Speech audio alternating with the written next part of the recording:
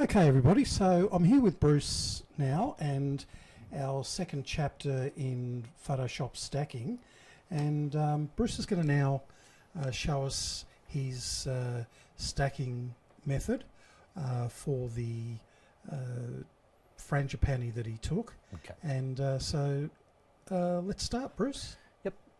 So what First are we doing now? just click on File, down to Scripts. Okay, just move your cursor across, down to Load Files in Stack. Click on that one. You'll see this little window come up. Click on Browse, and we have the photos here already, so we're going to just try and scoop them all up as one.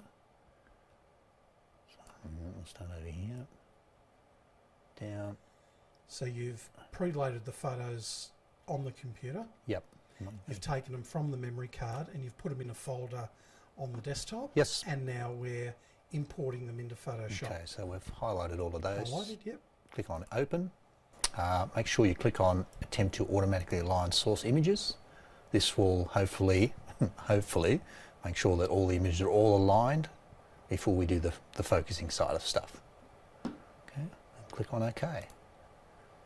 And this will take, you'll see them all appear here. Okay, so they're all loading down the bottom right. Loading down the bottom there. Just depends on your processing power of your computer and obviously how many photos you've taken, whether you use JPEG, whether you use RAW, that sort of stuff like that. It will take a moment or two. Yes. So, getting there now.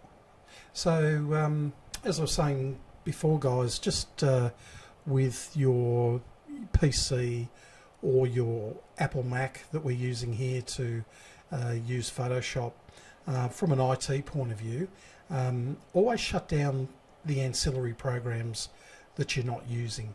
Save a bit of processing memory and processing power on your computer. Once you close those programs down and you're concentrating on Photoshop, you'll find that it'll work a lot more efficient. So things like Word, Excel, your Outlook emails, things like that, and your Facebook and your internet, close all those programs down and you'll see how quick it loads now like this. You see it's all in there, so click on your bottom image, hold down the Shift key, scroll up to the top, click on that. They're all highlighted now, okay? So up to Edit and down to Auto Blend Images. So with Auto Blend, yep. Before we go into it, Bruce, yes. What is that actually doing? Well, what it will do is just take what's in focus out of each photo and blend them all together, and hopefully we'll end up with tack sharp from front to back with all the images. So we'll just click on that and let Photoshop do its thing. Make sure it's not on panorama. So make sure it's clicked on Stack Images, the seamless tones and colours, and also the contact aware fill transparent errors. Hopefully there won't be any, but if there is, hopefully that we can utilise Photoshop's skills for that one, and click on OK. And just let Photoshop do its thing. Again, this may take a minute or two, depending on how many photos you've got, what, whether you're using JPEG or RAW, and obviously your processing power of your computer itself. So. Now, with your general photography, Bruce, do you shoot in RAW, isn't it? I normally do RAW and JPEG. Okay. I can't even tell you why I do that, actually. I use the RAW ones, obviously, because you have a lot more processing power. Obviously, if you're using a JPEG photo, you might be getting 4 or 5 gigabyte.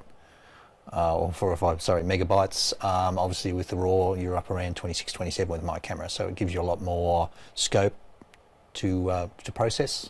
We've just done JPEGs tonight just to make it a little bit quicker, just to show you how to do it, but it's entirely up to you what you do. So your settings would be, is your camera a 2-card camera? Yes. Yeah. So on your first card is the RAW photos that go on the first card, and it backs up as JPEG? No, normally it's puts both to the card. Okay.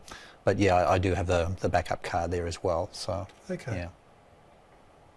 So these are now blending. Yep. They're doing a pretty good job by the looks of it. That's and there we have it. Pretty quick.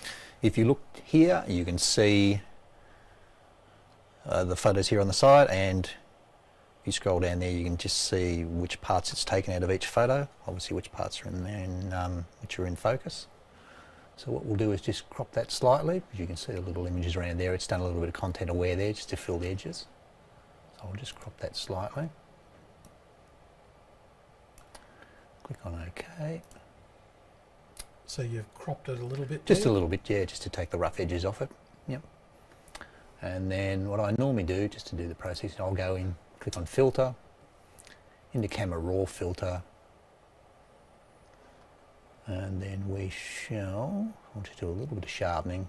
Doesn't really need a lot because it is fairly sharp. Click on Basic, bring the highlights down. You can see it's a little bit overblown there. I'd say that's probably off the flash. So I'll just bring that down to get the detail back in that. And you can see the detail coming back in as we slide that down. Take the shadows up a little bit. Just a little bit of clarity. And just a tiny little bit of saturation, not too much. So I'm pretty happy with that. So we'll click OK. And we'll just zoom in, have a quick look at it. Yeah, no, very happy with that, I think. So that's pretty good. Yeah, no, very happy. So you with haven't that, gone overboard with your blending or your stacking or anything like that. Your saturation, I should say. Yeah. You've just kept it as real as possible. Just try and keep it as natural as possible. I think like most people, particularly Yeah. when I first had Photoshop, I tend to overdo everything. Right. I look back on some of the photos I did 4 and 5 years ago now and kind of cringe a little bit. I think everybody goes through that stage. But I just, yeah, just a little bit to enhance, but not too much to go too far. I think so. That looks very natural. So no, very That happy looks with good. that. So Yeah. no, very happy The with that. detail So from the Canon L series macro looks it fantastic, doesn't it? it's a terrific lens. You can see as we use the aperture of 3.2 that all the background there is all blurred. We had a black background and just obviously the leaves from the frangipani itself. Yes. So, but when you look at the photo, realistically, your focus is right here on the flower and everything else is just fades into the background, and that's exactly how I wanted to So do that's it. lovely. That's I'm really, really pleased with that, Greg. shows really pleased with that. So everything with it. obviously we'll just go up to File and Save. And with the file itself, Bruce, Yep. for sizing and presentation, Yes. Yep. for the club monthly photos, Yep. how do you resize Well- while we're here? Yep. We'll just click on Image, go down to Image Size. Okay, make sure that's on pixels. The height needs to be 1080, I think. 1080. That's right. Oh, whoops, hang on. What's happened there with 125? 1080. And you can see the width will automatically So they're adjust as automatically well. linked. Yep. And just click on OK. And if it was a panorama, you'd just change the width. You wouldn't change the height. I think it's 1920. I think for a pano. Yep.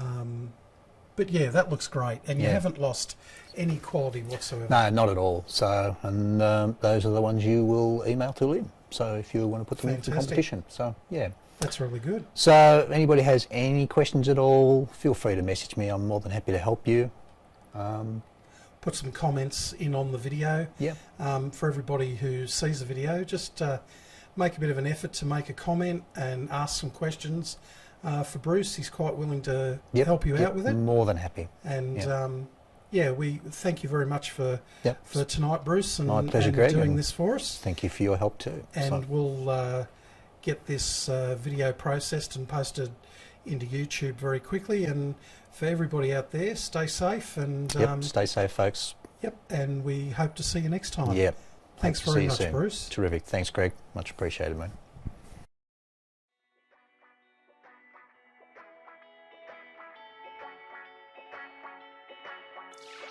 Let me go, let me say everything is not okay. Can't recognize you anymore. Nothing's like it was before. Oh, 'cause I can understand you, darling. Feels like I never be in love.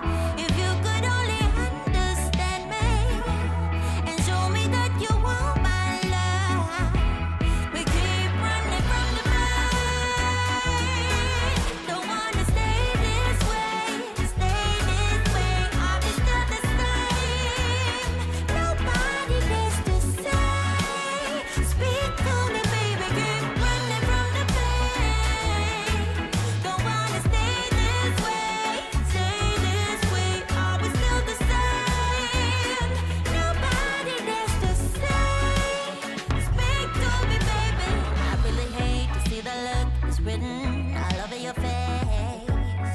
Yeah. But I don't wanna beat around the bush. Let's cut to the chase. Oh, 'cause I